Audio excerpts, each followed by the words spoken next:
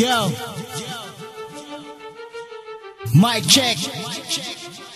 G-Tone Records, collaboration with MCP Pro.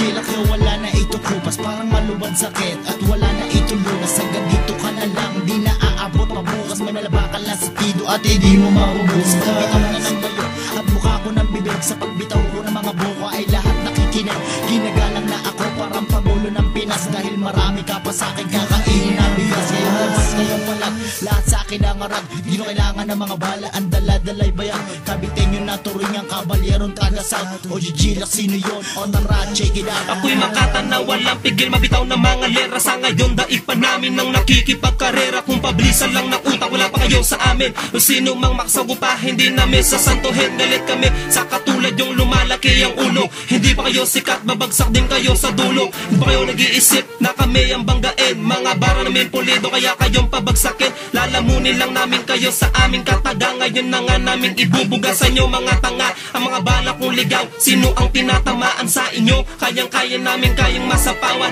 Ako si JC Crime, ako mga tagang walang katapusan. Ako na mismo ang tatapos sa inyong kabaliwan. I'm evil to the evil, the front of the mic, to one of my side. I'm ready to the fight, Ralph's on the mic. I'm stealing this game, and a one of NCP, and a whole of the fame. Sige, biles sa kes, and a biges sa mess. So na X la best, tagawasak, tagalapak, tagapagkat, tagatabas. Makalapak na estilo, makapagpagang lagwas. Hindi mo na ako makakaya kapag ako nang bumitaw ng kataga. Simula pa lang ng umpisaan, dapat mo na lang sumabay sa dila kong tila barel, para malaman ng mga tanga kung paano ba ako kumitel.